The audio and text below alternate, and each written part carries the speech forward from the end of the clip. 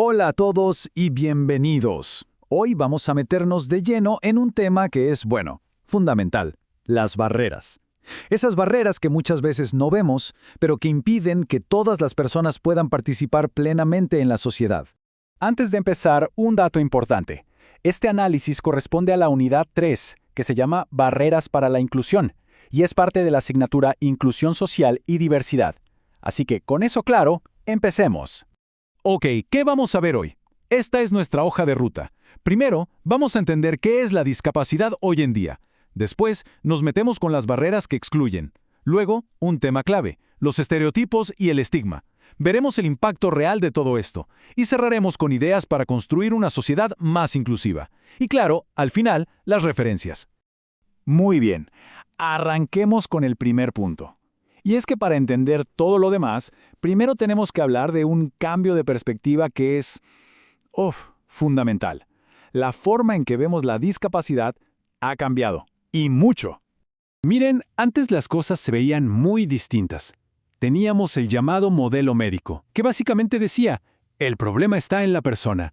La discapacidad era vista como una enfermedad, algo que había que arreglar en el individuo. ¿Pero qué pasó? Llegó el modelo social y le dio la vuelta a todo. Este modelo dice, oigan, un momento, el problema no es la persona, el problema es el entorno. Es la sociedad la que crea la discapacidad al poner barreras, al no adaptarse a la diversidad de las personas. Y bueno, con el tiempo, hemos llegado a un punto medio, a un modelo mucho más completo, el biopsicosocial. ¿Qué hace este modelo? Pues como su nombre lo indica, integra todo. Reconoce que sí, hay una condición de salud, pero que ésta interactúa con factores personales y, súper importante, con los factores del entorno. No es una cosa o la otra, es la interacción de todo esto lo que define la experiencia de la discapacidad. Nada está aislado. Ok, todo esto suena muy teórico, ¿verdad? Pero, ¿cómo se ve en la vida real? Bueno, pues hablemos de esas barreras, de los obstáculos del día a día que de verdad excluyen. Aquí Serrano Ruiz y su equipo nos dan una definición súper clara. Las barreras se consideran factores que obstaculizan la participación y el desarrollo de las personas. Así de simple y así de potente. Y ojo, no pensemos solo en una escalera. Claro, esa es una barrera física, pero también existen barreras en la comunicación, o las más invisibles y a veces las más difíciles de derribar, las barreras actitudinales. De esas ya hablaremos.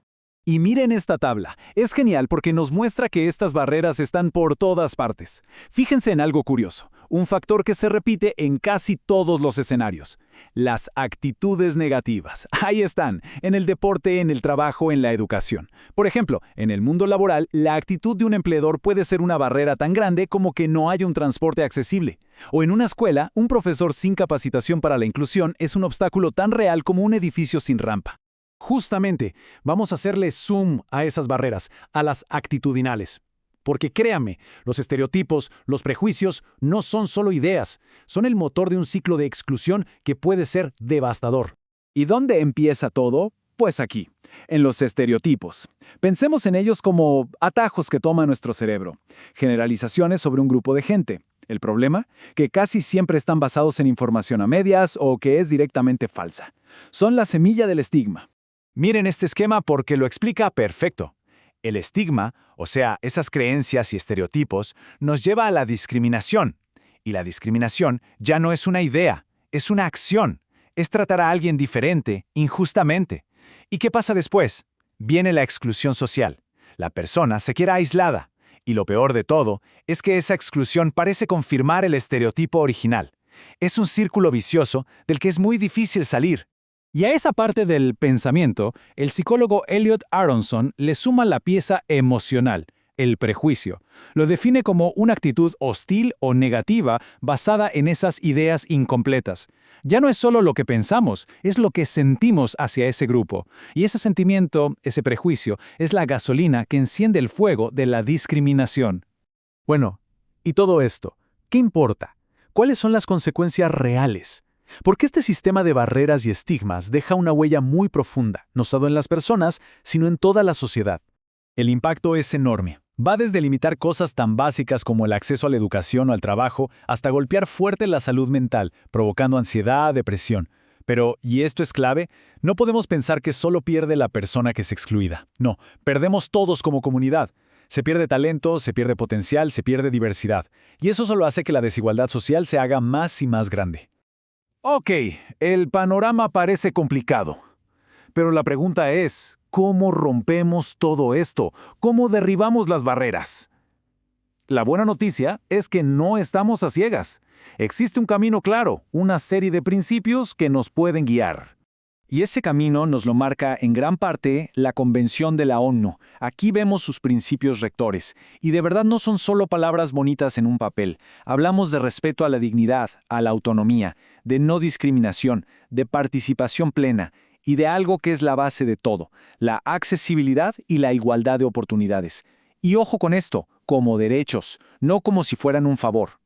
Y para cerrar, quiero dejarles una reflexión que tiene que ver con algo que usamos todos los días, el lenguaje. ¿Hemos oído hablar de diversidad funcional en lugar de discapacidad?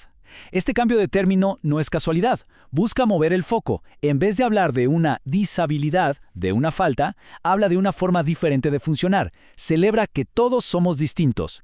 Y nos deja con una pregunta flotando en el aire. ¿El problema está en la capacidad de la persona o en la incapacidad de nuestro entorno para acoger y valorar esa diversidad? Y con esa pregunta, que da para pensar bastante, cerramos nuestro análisis de hoy. Muchísimas gracias por su atención. Si alguien quiere ir más allá, investigar un poco más, aquí en pantalla están las referencias que usamos para preparar este material.